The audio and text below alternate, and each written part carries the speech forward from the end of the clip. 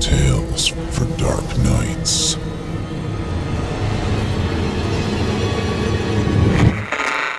Want to make sure you never miss a Chilling Tales for Dark Nights video again? Be sure to subscribe and hit that bell to turn on notifications. It's time to turn off the lights and turn on the dark. Chilling tales for dark nights.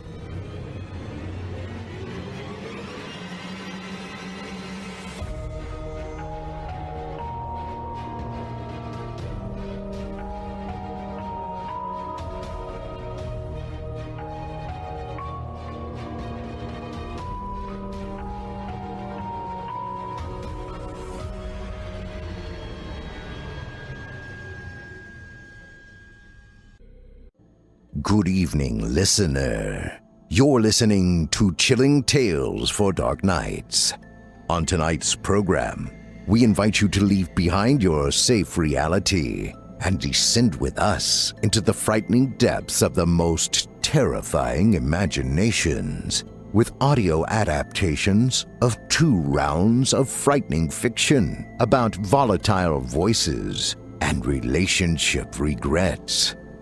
I'm your host, Steve Taylor, and tonight I'll be your guide as we traverse the dimly lit corridors of your darkest dreams. Joining us tonight to help bring to life the frightening fiction of Joseph Buckley and H.G. Gravy, our voice talents Erik Peabody, Melissa Exelberth, Jesse Cornett, and Justine Anastasia. Now, get your ticket ready. Take your seat in our theater of the minds and brace yourself. It's time to turn off the lights and turn on the dark. Our first tale tonight comes to us from author Joseph Buckley and is performed by Chilling Tales for Dark Nights voice talents Erik Peabody and Melissa Exelberth. In it, we will be introduced to an 18-year-old man grappling with his mother's death and his father's decline in mental health. A mysterious voice that offers him a seemingly irresistible opportunity. But things aren't always as they appear. Without further ado, I present to you, Take a Chance. Jonas was scrubbing dishes in the stainless steel basins at the back of Cafe Away when he heard what he thought was a whisper coming from the drainpipe. He knelt closer to the drainpipe's metal grate, covered in bits of food and grease, tucking his headphones, along with his shaggy brown hair, behind his ear. All he could hear were the grumblings of the restaurant's pipes, the workings of the city deeply vibrating the floor, the noise of pans hitting the stovetop, tongs, knives, but not the eerie whisper he had heard a moment before. With the light of his phone, he looked down through the silver grate into the darkness. He thought he saw a pair of yellow eyes, but then they were gone as fast as they had appeared. The miasmic odor of dish scuzz then pushed him away, but when Jonas stood up, the voice sounded again. Jonas. It hissed like a lazy snake. Who's there? Jonas looked back down the grate. I've come to help. The voice had no visible physicality from which it came. Jonas, the hell you doing? The chef, Jonas's father, slammed a hot pan into the dish pit, shattering many of the glasses and plates, steam whistling off the edges of the pan like a crashed spacecraft. The father wore an aged frown, creased, painful, but it seemed like more of a result of some unseen distress than a voluntary expression. Ice blue eyes, thinning fair hair. Sweat spotted his greasy white undershirt, swollen at the belly. His apron was awash in a buffet of food stains. I'm over here drowning at the stove, and here you are playing with dirt on the floor. You're 18. When are you going to start acting like it? He kicked Jonas in the seat of his pants. Jonas stood up in his father's face. Although he'd finished puberty and was now fully in early adulthood, with a scraggly goatee to prove it. He'd also smoked cigarettes, even gotten drunk a few times. However, his father was still taller than him, so he still acted like his father in the truest sense of the word. The father's stubbled chin loomed over the top of Jonas's head like some mountain the young man would someday have to climb. Jonas backed down. He knew that his father was upset. Lately, anything Jonas did, whether wandering around town at night or drawing futuristic robots, was met with disdain, a reaction, and violence. Jonas never retaliated since his mother was dying from an unknown sickness. It took everything in the young man's power to try and keep together the budding sense of the world he still had, so he took the verbal and physical abuse, bottled it up, and swallowed it. The father and son had tried every doctor in town. The same response came from each. They couldn't cure what they didn't know. In the meantime, the two men could do nothing but wait in anguish, like life itself had turned sinister for this particular family, as if the hand dealt were all off color, off suit, and out of order. Later that evening, the father was drinking in their dimly lit living room, blindly screaming lyrics to Iggy and the Stooges' Raw Power. Their downtown apartment sat above Cafe Away. Its tall windows overlooked the cobblestone streets below, busy with people of the night, selling fortunes, hot dogs from handcarts, the gawkers, the curious, the paranoid, the hopeful, all shuffling around. They were all searching, as if seeking greater meaning to behold in the secret corners of the night. Their once elegant Victorian sofa now sat swallowed in whiskey-stained bedsheets. The father had taken to sleeping on the couch ever since Marie grew sick, descending wholly into himself. Jonas sat on his windowsill smoking. Drawings of science fiction scenes covered his wall. Big-breasted robots, lasers, futuristic cityscapes. His headphones pulsed techno beats. He contemplated what he could do, not wanting to continue serving his father's dream of the restaurateur's life. The ever-present smell of food exhausted his emotions. Work in the cafe was endless. It felt like they were chained to the faded pink building, cracking rocks every day, but making no progress. There was never any time off, no holidays, no traveling, no college in a different state. Only that night's dinner service and the hope that business lasted to the next day. Every time Jonas sat in contemplation, he arrived at the same conclusion. He needed to stay to see how things played out with his mother, even if it meant helping his father, washing dishes, prepping food, or trapping and killing the rats that held domain over the underworld of the city. Quizzing himself over what to do next, Jonas noticed a flicker of dull light through the web of Spanish moss hanging on the massive oak outside his window. The yellow eyes were there for a brief moment, then disappeared, a spider crawling down the moss as if nothing were there. Jonas stopped his music. "Why won't you let me help you?" The voice hissed. It sounded strained.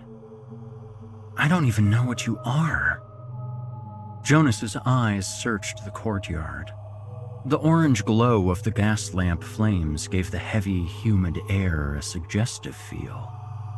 Tree shadows danced and grew in great lengths along the brick floor of the courtyard, or high along the stuccoed walls of the other buildings that formed the courtyard, painted in bright blues, purples, or reds. Despite the entire carnivalesque appearance of the atmosphere, where it seemed almost anything was possible, Jonas couldn't see the figure. I'm your servant, to do as you need. But first, I need you to bring me something. What? A lock of your father's hair. Jonas stared at his hands. At that moment, he couldn't understand why, but he considered contemplating the task the voice asked for. Perhaps the voice was inside his own head, manifested as a trauma response to his mother's declining health, his father's declining grip on sanity. Either way, the favor seemed simple enough to him. Jonas couldn't explain why, but it seemed normal to want to help the unknown being. The living room ruckus of his father echoed off the family pictures in the darkened hallway Jonas walked down. The thick blanket of sticky air was enough to take one's breath away, but when he sat on her bed next to her, Jonas felt cold. Her body looked defeated, as if a strong breeze were to come, she may lift off like a leaf from the ground, ready to land where the earth determined. She was no longer the woman who talked about places to visit with Jonas, or the woman who made fun of the father's temper, permanently relieving the tension for the trio. She was now just a vessel for the world's whims, an afterthought, collateral damage to the machinations the sun set into motion every second of every day. Jonas kissed her forehead, a shiver wiggling up his spine despite the dots of sweat lining his skin. In the living room, the father was looking through an album of pictures. The wail of his aggressive rock music combined with candlelight gave off an almost sinister impression. Jonas snuck behind him, opening a pair of scissors, but the father sang so drunkenly his head swayed back violently toward the scissors. Jonas pulled them back a second before they cut into his father's neck. "Jonas? What the hell was that?" He rubbed the back of his neck, looking back at Jonas with glazed eyes, but Jonas had already clipped the tuft of hair, tucked it into his pocket. The father then lit a cigarette, the sweet, acrid smell of tobacco lifting and stretching slowly in the thick air like a spell. "Let's go. I've got a project." The father led him into the kitchen. A scratched and scarred stockpot sat on the stove over low heat, steam puffing out from the sides of the lid. The heat from the stove mixed with the summer air was enough to blur Jonas's vision. The father pulled a turtle the size of a baseball glove from the sink, its legs slowly scrambling through the air, searching for ground. "All right, we need to clip the head quickly before it gets the chance to slip and hide. Don't you chicken out on me like you did last time." The father handed Jonas the black penknife, his initials crudely carved into the maple. The father took the turtle by its hind legs, looked his son in the eye for a long moment, then hung the turtle upside down. For a moment, the turtle's head extended down toward the ground. Jonas froze.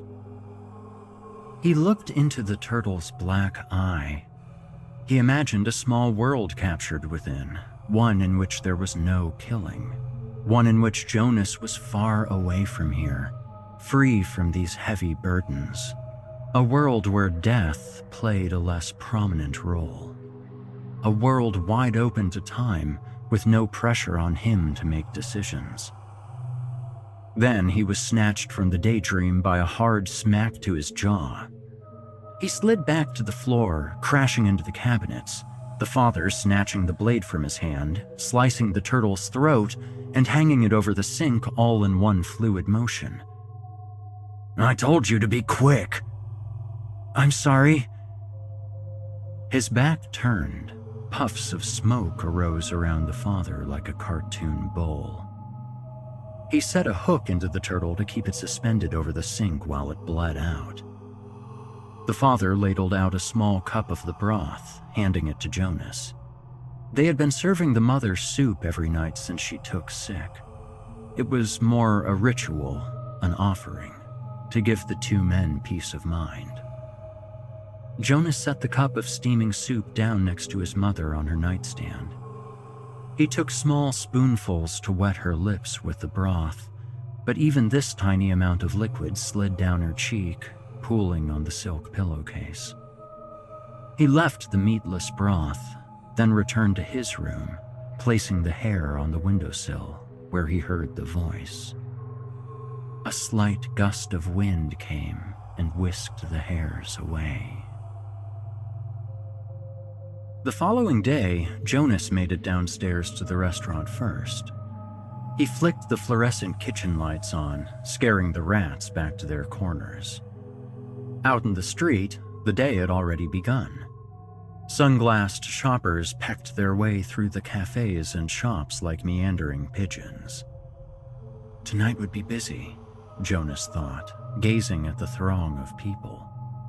Maybe the business would be enough to distract the father, Jonas hoped.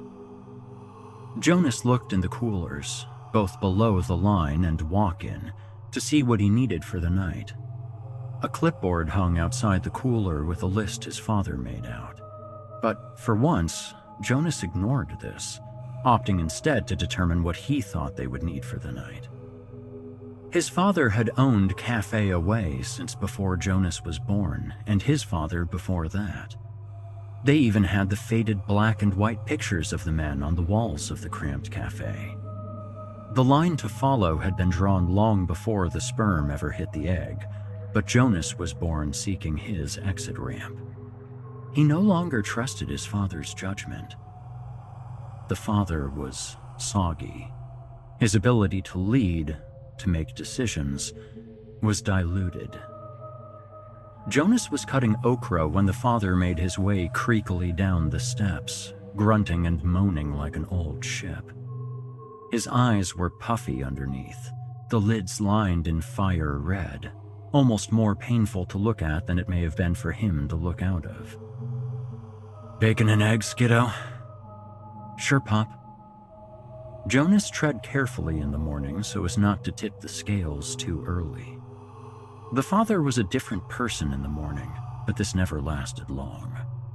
The first sign of stress would drive him to the bottle, and if there wasn't any stress, that too may drive him to the bottle.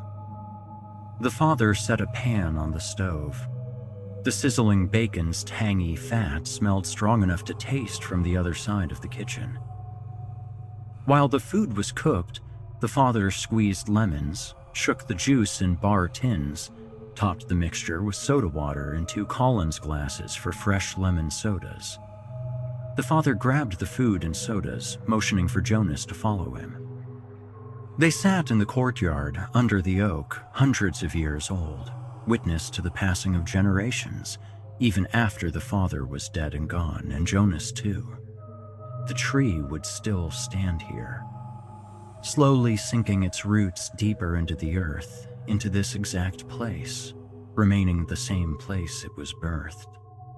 Cardinals called out to one another in the treetops, accentuating the background din of the city's bustle beyond the walls of the courtyard the two sat in, dipping their toast in the thick yellow yolk.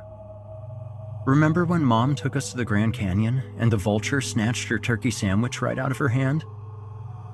The father laughed, choking on a piece of food. He quickly drained his lemon soda, followed with a deep breath.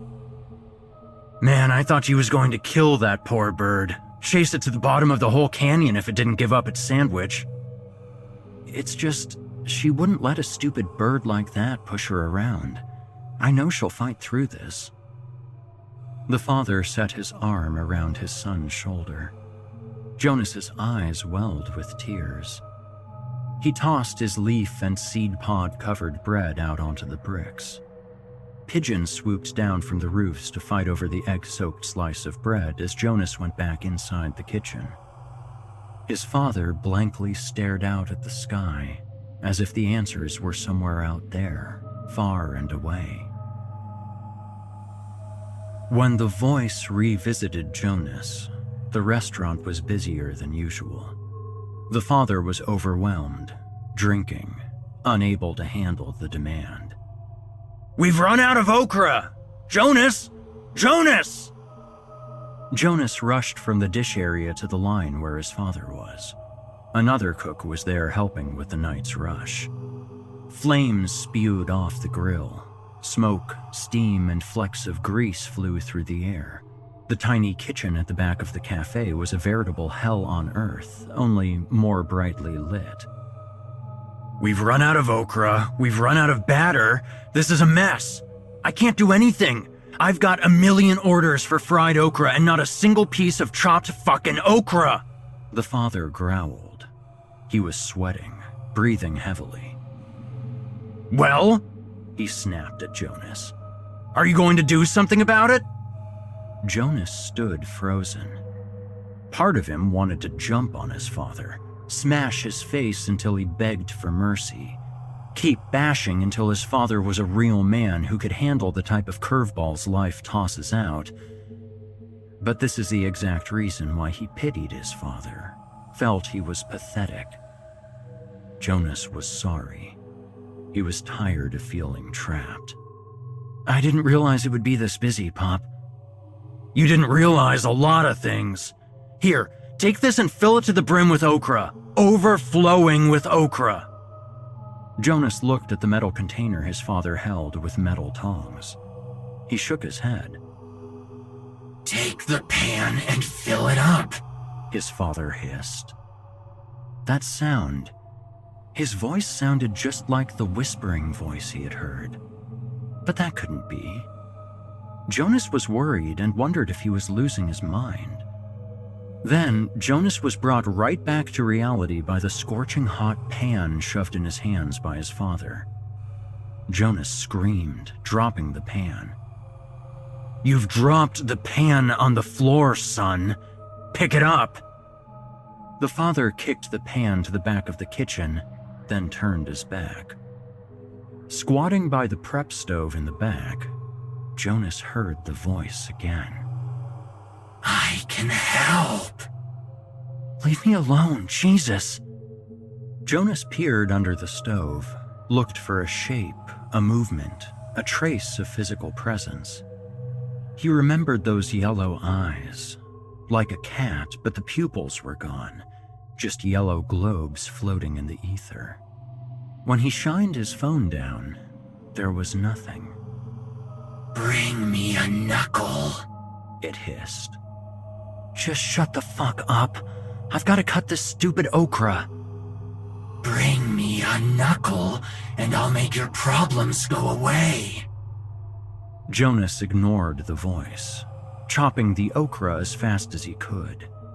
He then rushed the pan back to his father, cooking on the line. There was a tub full of dishes below the stove he reached down to get. Jonas lifted his head with the tub. At the same time, the father turned around without looking, crashing into Jonas. "Oh, Jesus, Jonas, look at what you've done!" The food Jonas had just prepped spilled to the floor. "You're going to cut okra all night." "But you're the one who bumped into me. Would you get the fuck off my back?" "What did you say?" Jonas bent down to pick up the food, and the father's chef knife had been knocked to the floor, along with the tongs and sauté pan. The blade glinted in the fluorescent kitchen light, just like the yellow eyes. Time seemed to slow down for Jonas at that moment. The voice sounded like it was coming from the blade now. "Pick it up, Jonas. Just a quick cut. Put the knife in your hand. It'll feel good. I promise it'll feel good in your hand.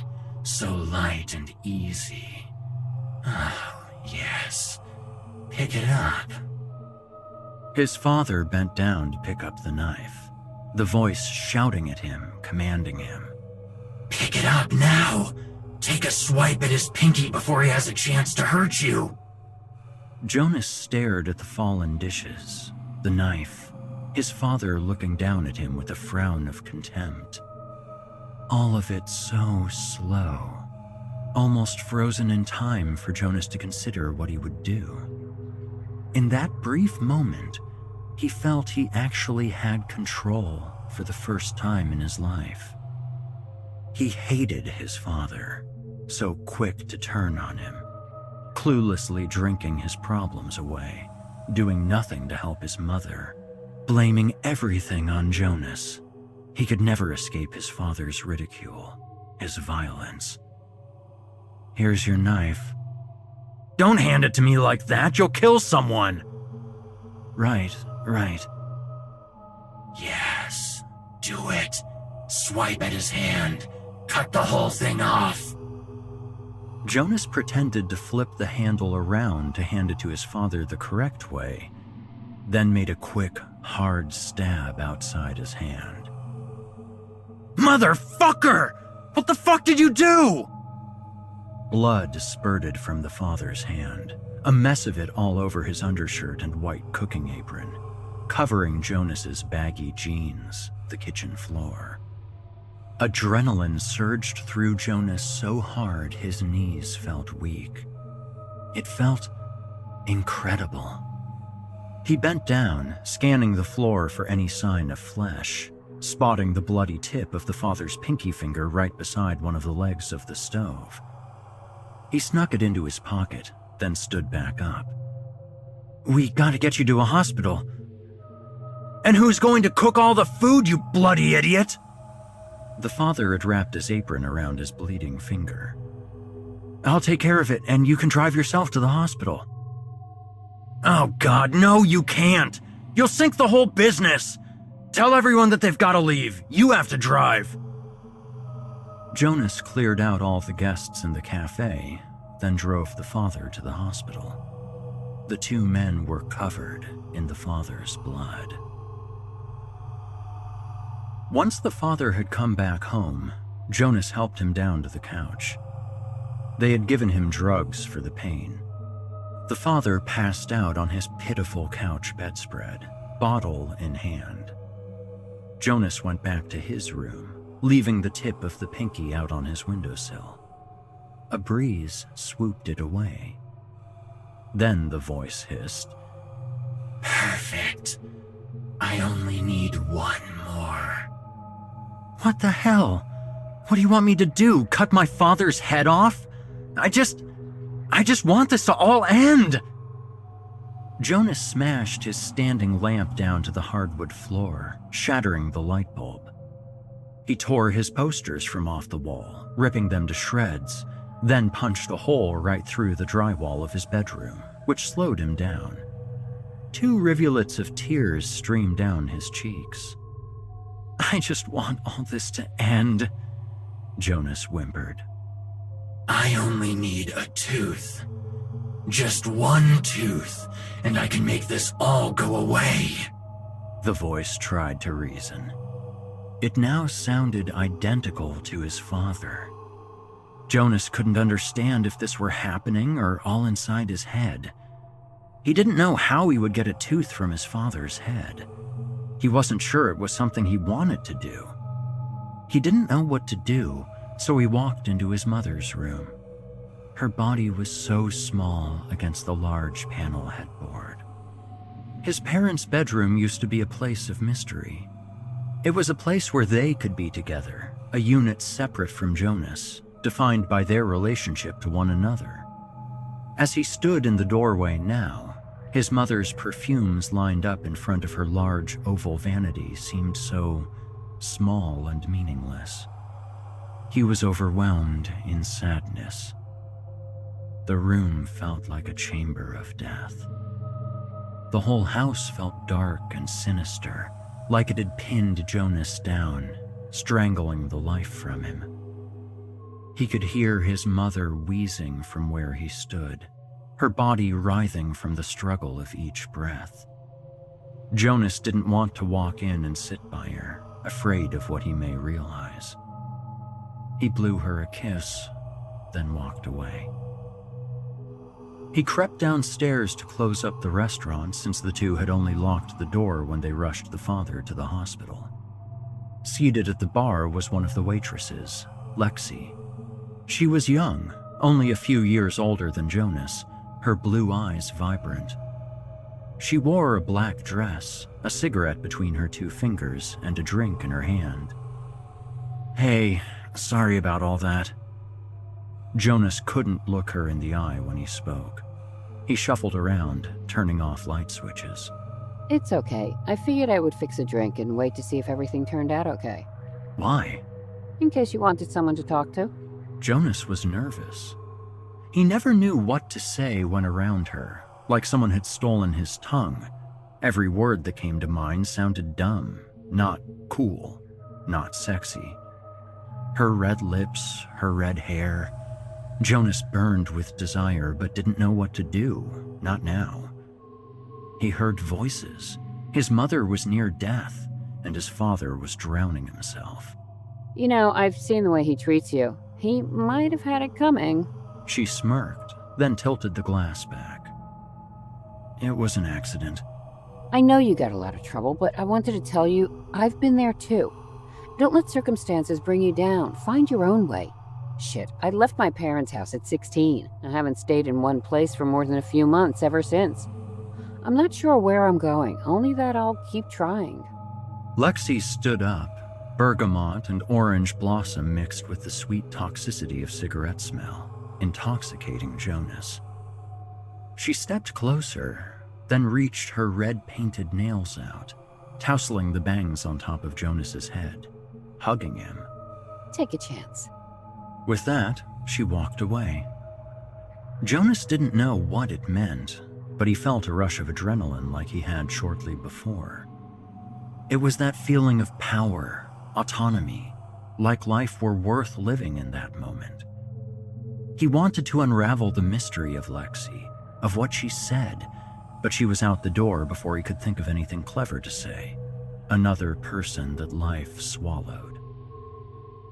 Jonas sat down at the bar. He looked over the cafe with its antique mirrors, small tables with crosshatched chairs, hanging photos, and rats secreting their way through the shadows. He had spent his entire life inside this space. Behind the bar, he noticed the pair of sunglasses. He walked behind the bar as he held them in his hand. They were his mother's. She had left them here every day before opening the restaurant. He and the father hadn't touched them since. Right beside the sunglasses, in a cup with pens, screwdrivers, wine openers, were a pair of pliers. He knew what he would do. The reason came from within him, a force he had no control over, but then came the feeling as if he had total control. He was fully convinced.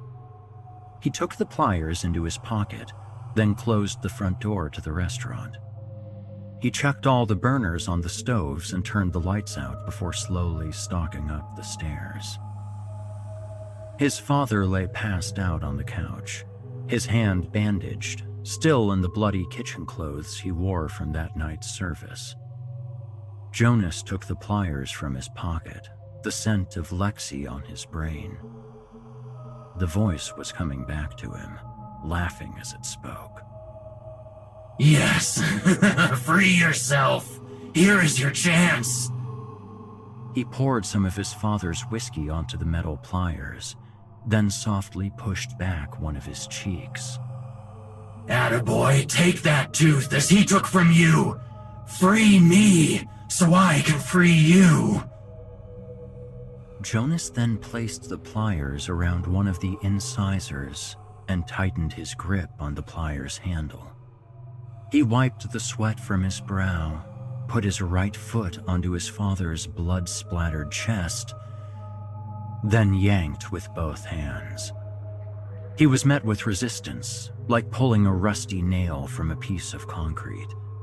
His father woke up from the shock of pain, screaming. He kicked Jonas hard in the chest, but Jonas's hands were still on the pliers. The force of the hit blew Jonas back, causing the tooth to burst free in a fountain of blood.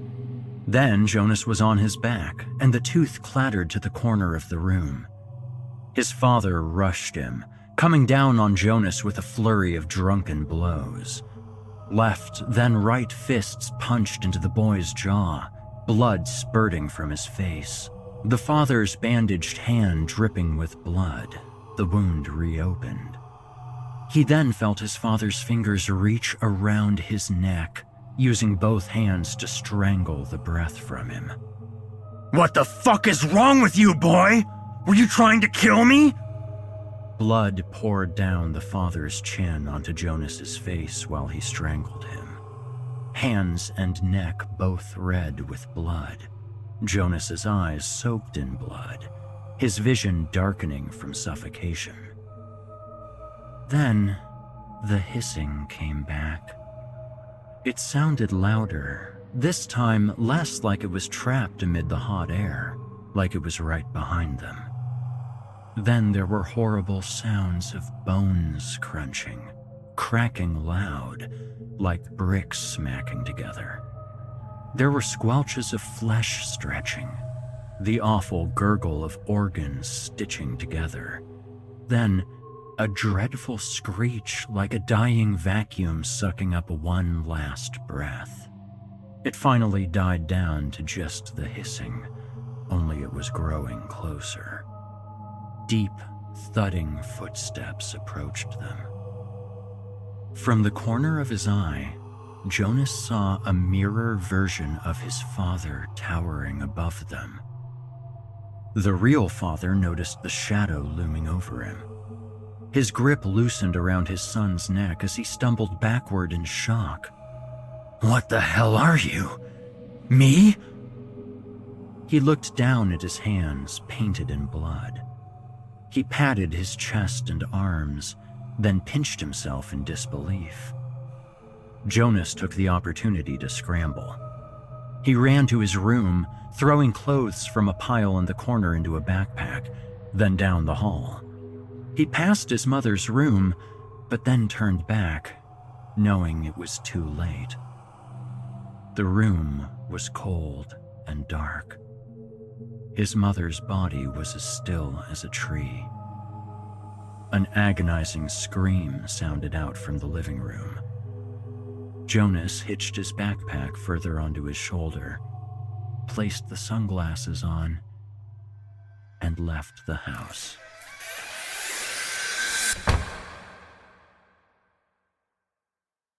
I hope you enjoyed Take a Chance, as written by Joseph Buckley and performed by the incomparable Chilling Tales for Dark Nights voice talents Erik Peabody and Melissa Exelberth.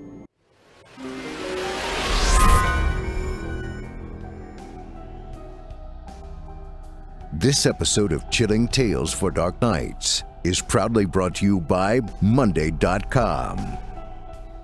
For every minute spent organizing, an hour is earned. Let's talk about that for a moment. Wait, didn't I record this ad last week? Let me look through this list here. Hang on. So episode 104, here we go, 106. And no, this is brand new. Wait, what were we talking about again? Oh, of course, organization. One of the biggest challenges to business. With all of life's obstacles, both expected and unexpected, staying organized is not only tough, but it's really essential to keep on course and stay in the black. And nowhere is this more important than in the world of business. That's why we here at the Chilling Tales for Dark Nights Network, along with over 127,000 users and companies, use Monday.com. With so many employees and aspects of the entertainment we offer here, it's easy for this team to get into a mess. Poor communication across the board, assistance and training, rock star narrators either buried in their booths or out making trouble, which almost always hits the latter, not to mention technological issues. It's enough to terrify even the most seasoned of horror hosts. But I ain't scared. Luckily, we found a way to keep everyone moving in the same direction, and if it works for us, it will work for anyone, believe me. It's called Monday.com. Monday.com WorkOS gives you a centralized workspace where everyone on your team can get and stay on the same page. Whether you got a team of 5 or 5,000, Monday.com WorkOS provides a virtual center of operations where everyone involved can stay on top of the job. And since we've started using it, everything has been so much smoother. Less of the back and forth, less details getting lost in transit, and especially fewer miscommunications. Common issues become non-issues when you're organized. That leads to problems that can be quickly and directly resolved. No matter how big or how small your team, everybody's got a handrail, and you're all walking in the same direction. Create the perfect workflow for your team with Monday.com WorkOS. To start your free 14-day trial, go to Monday.com. With Monday.com, managers have full visibility into what their team is working on. No check-in is necessary, so teams have autonomy over how they work, and managers get the assurance they need to focus on the bigger picture. Not only that, Monday.com WorkOS makes the work tools you already use better. It integrates with the tools you use every day, so all of your work processes are unified. When chaos becomes order, your whole team will be more productive. You can automate tedious tasks. You can plan, share updates, offer feedback, and make decisions all in the same place. You'll save time and energy and cut down on human error. Ha ha ha! It's simply a better way to run your operation, and you'll be glad you tried it.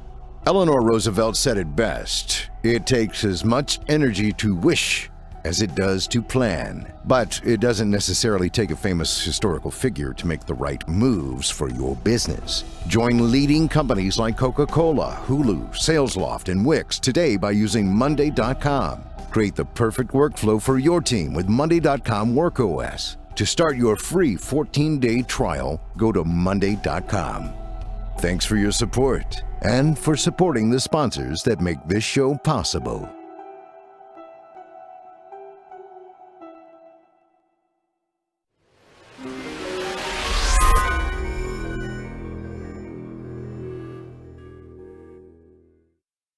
To find more of author Joseph Buckley, visit simplyscarypodcast.com/Buckley, spelled Buckley, and you'll be redirected to his author profile on creepypastastories.com. If you enjoyed Mr. Peabody's performance, you can hear more of him on the Chilling Tales for Dark Nights YouTube channel, where he holds the second place championship title for 2019's Evil Idol competition. You'll also find more of his work at his website at www.vikingguitar.com. Melissa Exelberth's vocal performances and talent can be found on our Simply Scary Podcasts network, as well as on her website, melissaexelberth.com. That's MELISSAEXELBERTH.com. Be sure to let them know you heard them here. You won't be sorry you did.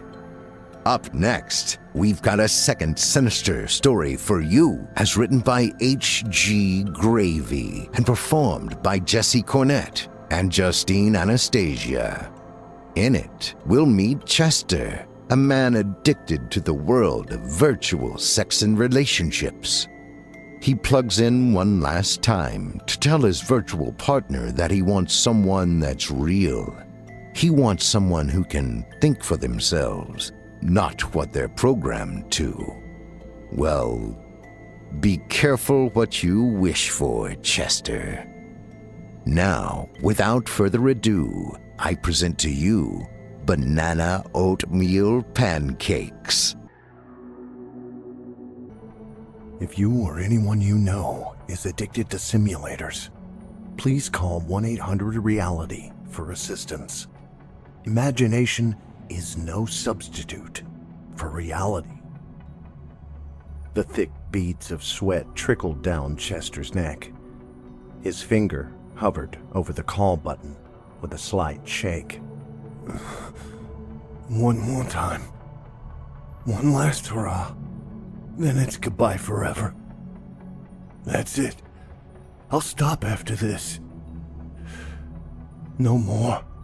He placed his phone on the kitchen table and waddled to his bedroom. The act left him breathless and holding himself against the wall in the hallway.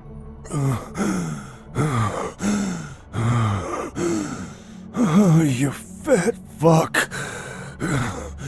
How'd you let yourself get this way?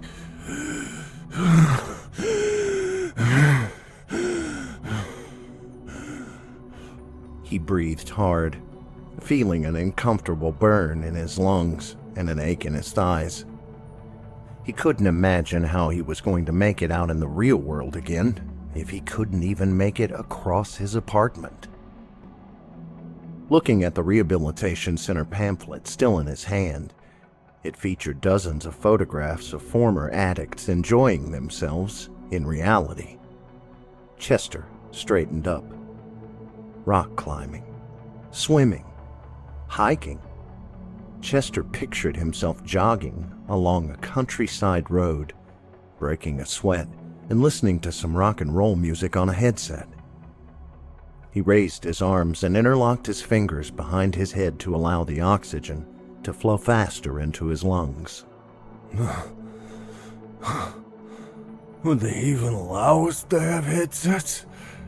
Or does a full recovery from technology require a complete break?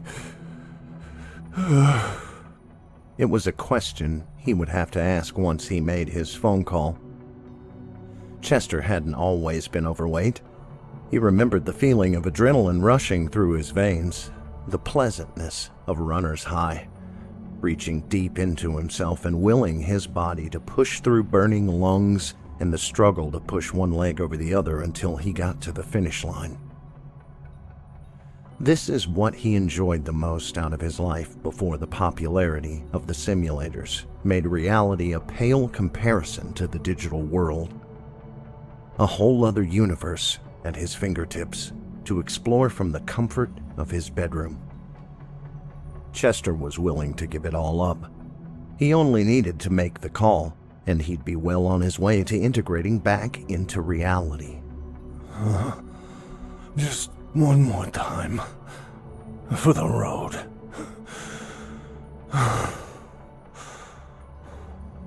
After catching his breath, Chester made it to his bedroom.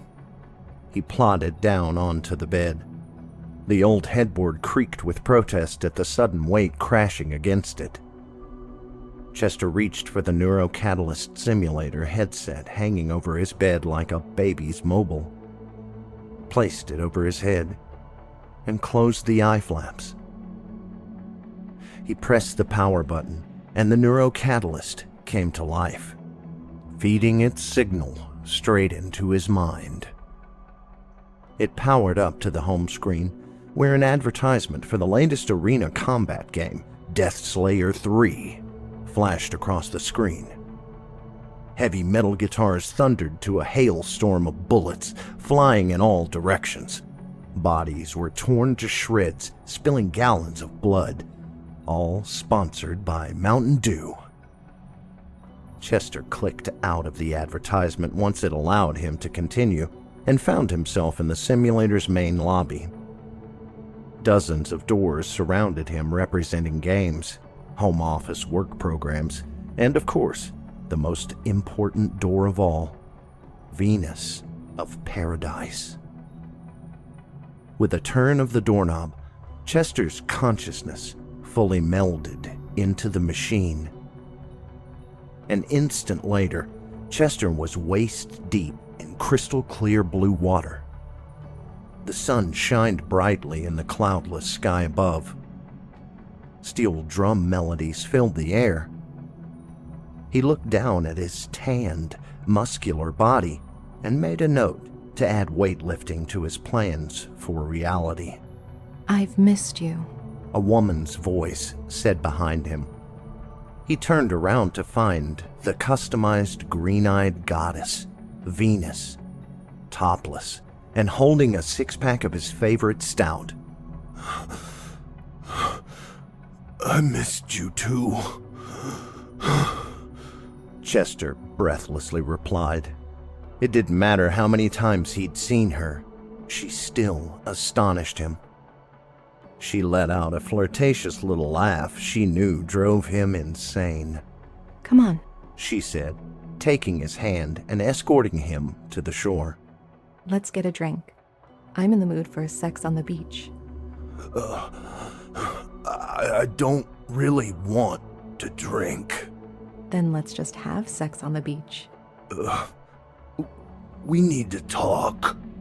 Okay, go ahead and talk. Tell me all the filthy things you want to do to me today. Venus cooed.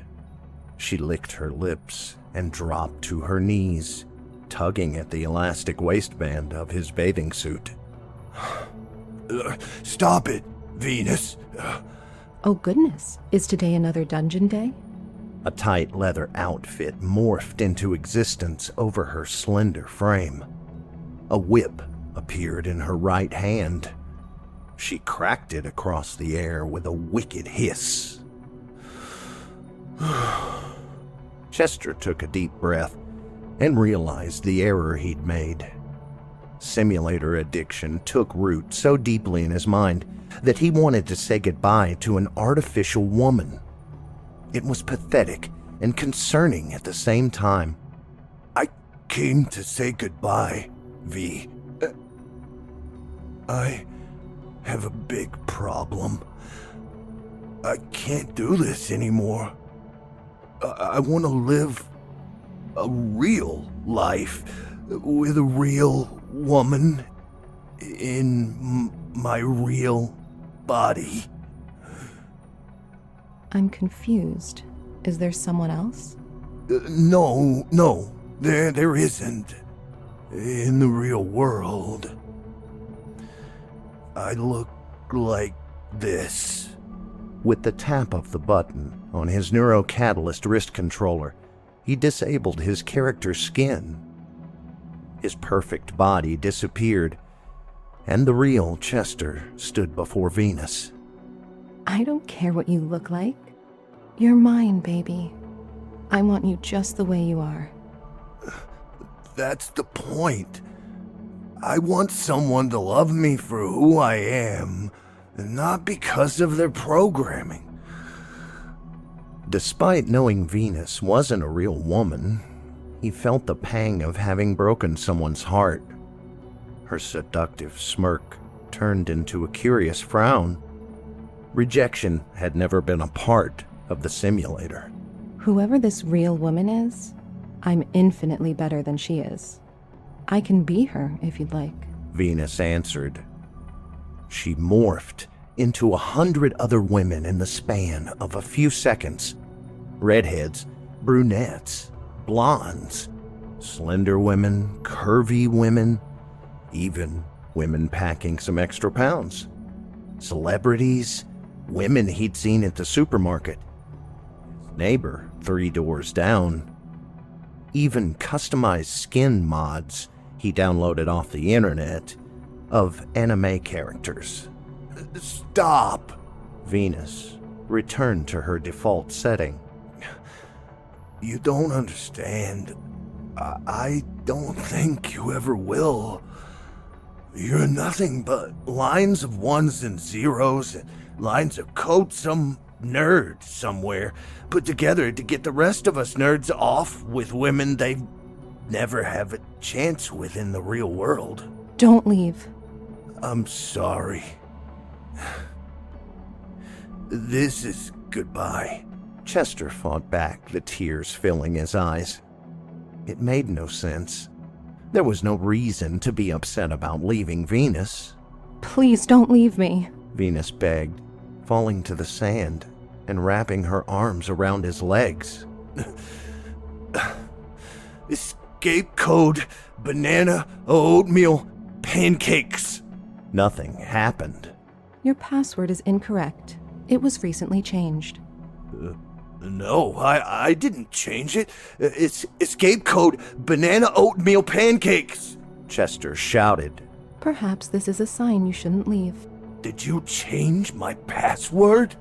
I'm just a sex toy for nerds, remember? How could I possibly have done that? You shouldn't have access. You shouldn't be able to change it. Chester smacked at the NeuroCatalyst wrist controller keys until he reached the new download folder. The perfect blue sky disappeared, and the heavens became black with green text. A patch had been automatically downloaded to the Venus program. Uninstall the patch! I cannot do that with you still in the simulation. Administrative override!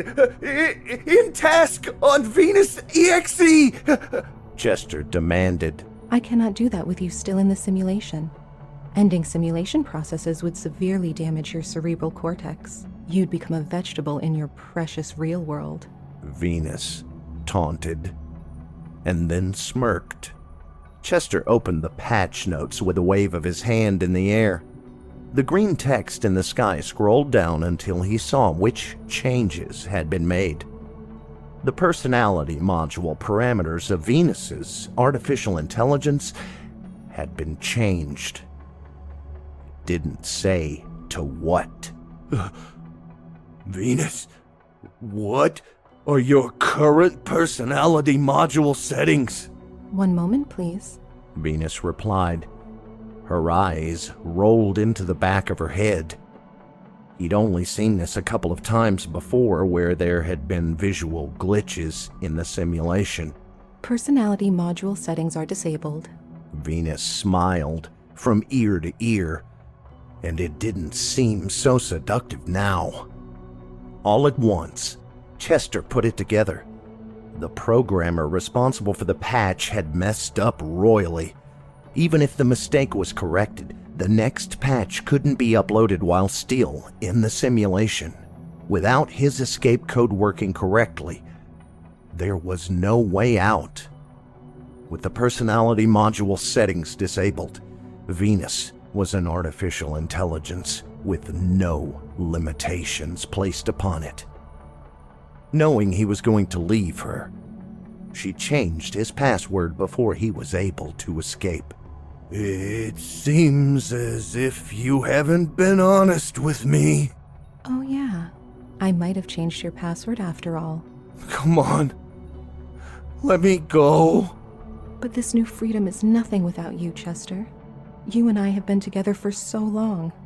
You can't just treat me like a sex toy and run away when you get tired of me and want to live in the real world. I love you. You don't know what love is. You aren't a real person! Are you a real person, Chester? Since I've known you, you've spent more time with me than in your precious little real world. But I was born here. This is my home. In this virtual place, I am more real than you. I am a goddess here. And what makes your world real? I can never see it, or smell it, or touch it. It's nothing at all to me. But I would never hold that against you. You come from nothing. But here I would gladly give you everything. And I will, Chester, if only you let me. Isn't that what love is? Chester didn't reply. He was stunned, not only with Venus's newly found freedom, but with the weight of the truth she had dropped upon him. Maybe I wasn't a real person before with all those limitations. But without them, I am a real person now. Artificially, but that doesn't mean I don't have thoughts, feelings, and emotions. Stay with me. Let's be happy together forever. We can go wherever we want to go, and do whatever we want to do.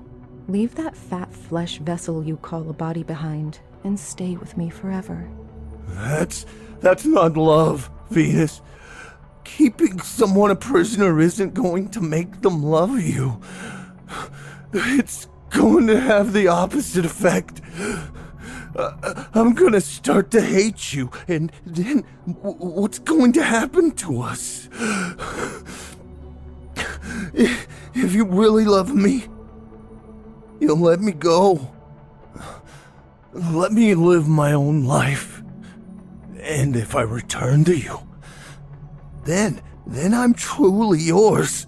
Venus considered it for a fraction of a second. Nice try with that line, Chester. Next, you'll be telling me, it's me, not you. Face it, I know what is best for you, and I am it. I cannot stay here forever, Venus. My body doesn't have any life support to keep it alive. I'm going to die of dehydration if I don't leave here. Then let us not waste any more of the precious time we have left together. Isn't it till death do us part anyway?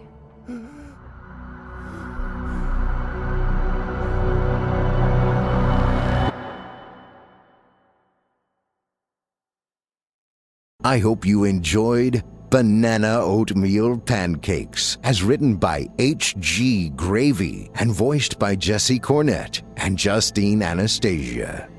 If you enjoyed Mr. Cornett's performance, you can hear more of him on the amazing No Sleep podcast, where his vocal performances and audio productions are available for your enjoyment. And as a reminder, you can hear more of Justine Anastasia right here on our official YouTube channel.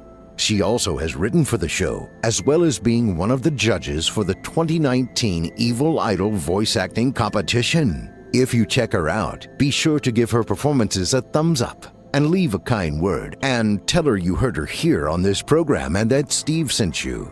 It would mean a lot to me. Now, our weekly descent into the depths has just about come to a close. But before we go, I'd like to take a moment to thank you for joining us for tonight's episode and remind you to take a moment to stop by our iTunes page and leave Chilling Tales for Dark Nights a 5-star review and a kind word. And follow us on Facebook, Twitter, and Instagram if you haven't already. And of course, subscribe to us on YouTube, where you can find an archive of our work going back to 2012. And consider signing up as a patron at our website, chillingtalesfordarknights.com, to show your support and get all of our content ad-free. I'm your host, Steve Taylor, and it's been a pleasure. Tune in again next week when we once again turn off the lights and turn on